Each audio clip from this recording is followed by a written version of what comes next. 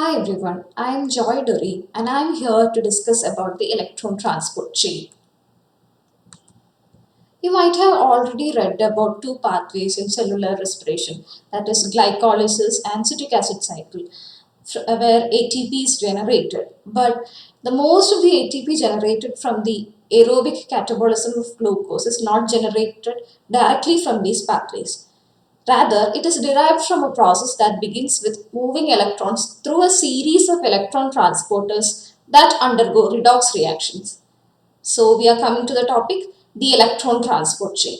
The electron transport chain is a portion of aerobic respiration that uses free oxygen as a final acceptor, electron acceptor of the electrons removed from the intermediate compounds of glucose catabolism. These processes reoxidize NADH and FADH2 from the citric acid cycle occurring in mitochondrial matrix, glycolysis occurring in cytoplasm, and fatty acid oxidation occurring in mitochondrial matrix and trap the energy released as ATP. The energy from these redox reactions create an electrochemical gradient that derives the synthesis for ATP. This proton gradient is largely but not exclusively responsible for mitochondrial membrane potential. It allows ATP synthase to use the flow of H plus through the enzyme back into the matrix to generate ATP from ADP and inorganic phosphate. Oxidative phosphorylation is the major source of ATP in the cell. In prokaryotes, electron transport and oxidative phosphorylation are the components of plasma membrane. In eukaryotes, electron transport and oxidative phosphorylation takes place in the inner mitochondrial membrane. First, before getting into the topic proper, let me just recap you about redox reactions. Oxidation is a reaction in which there is loss of electrons and reduction is a reaction in which there is gain of electrons. Together, redox reaction is where there is a gain as well as loss of electrons between two compounds. Redox couple is a compound that can exist in both oxidized and reduced states. Example, NAD plus NADH, FAD, FADH2, FMN, FMNH2. Redox potential can be defined as the ability to transfer electron or gain electron. In redox reaction, if one molecule is oxidized, another should be reduced. Greater the redox potential, greater is the ability to gain electrons. Electrons moving from lower to higher redox potential will result in an exothermic reaction. Now, let's get into the components of electron transport chain. It includes 5 protein complexes and 2 bridging compounds. You can see the complexes 1, 2, 3 and 4, 3, 4 and 5. The bridging components are coenzyme Q and cytochrome C. Complex 1, NADH coenzyme Q oxidoreductase. It receives electrons from reducing equivalent NADH and it is getting converted to NAD+. These electrons are given to coenzyme Q. NADH gets oxidized and coenzyme Q gets reduced. This complex 1 is composed of flavin mononucleotide FMN and iron sulfur containing protein. The electrons are received by coenzyme Q, which is also known as ubiquinone or Q10. It is a mobile electron carrier. It is lipophilic and small in size.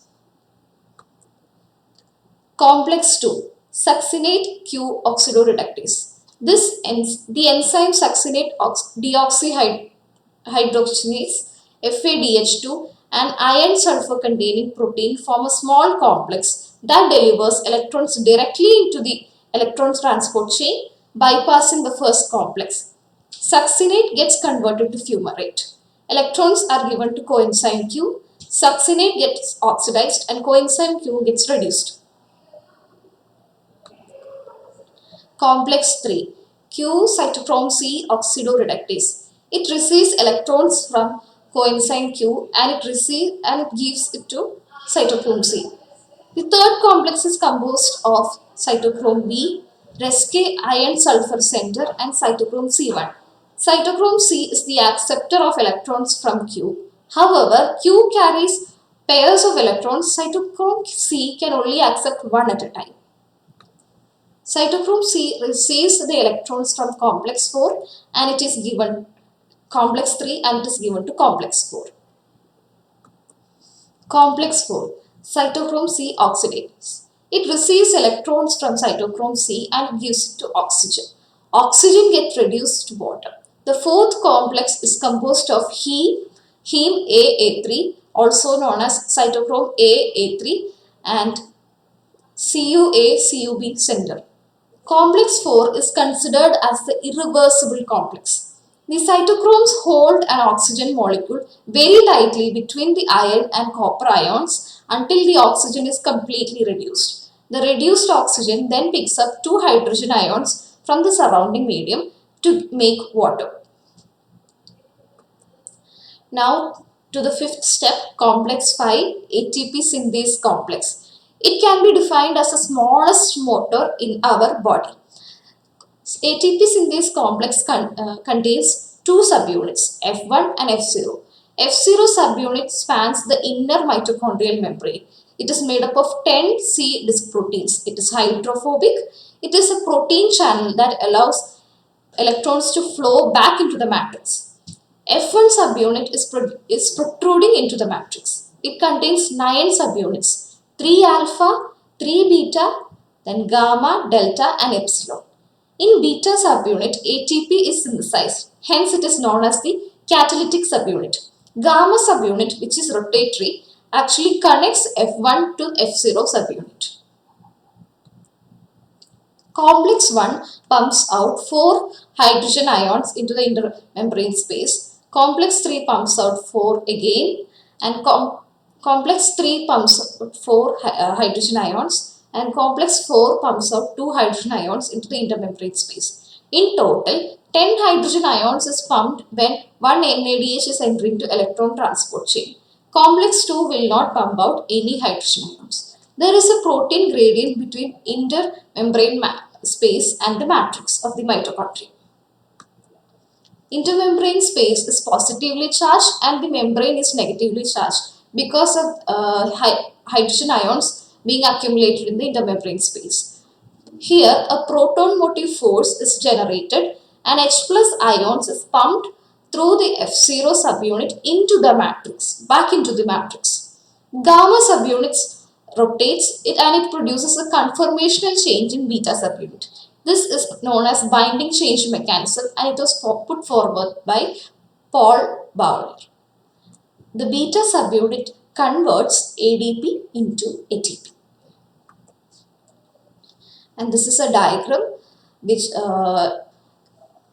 explains about the electron transport chain. Here we can see complex 1, 2, 3 and 4, and the complex 1 receives NADH, NAD plus, and the hydrogen ion is pumped towards the intermembrane space, and in complex 2 the electrons are given to ubiquinone, and ubiquinone passes those electrons to complex 3, then cytochrome C, and complex 4. From complex 4, the oxygen is reduced to water, and the hydrogen ions accumulating in the intermembrane space is brought back into the matrix by ATP synthase, as you can see here, and the beta subunit converts ADP into ATP. To sum up, oxidation occurs in intermembrane space and phosphorylation occurs in the matrix. Oxidation is coupled with phosphorylation by a protein gradient. This is the chemiosmotic theory proposed by Nobel Prize winner in chemistry called Peter D. Michel. So let's summarize. The electron transport chain is a portion of aerobic respiration that uses free oxygen as the final electron acceptor of the electrons removed from the intermediate compounds in glucose catabolism. The electron transport chain is composed of 4 large multi-protein complexes embedded in the intermitochondrial membrane and two diffusible electron carriers shuttling the electrons between them. The electrons are passed through a series of redox reactions with a small amount of free energy used at 3 points to transport hydrogen ions across the membrane. This process contributes to the gradient used in chemiosmosis. The end products of electron transport chain are water and ATP. Thank you for your patient listening.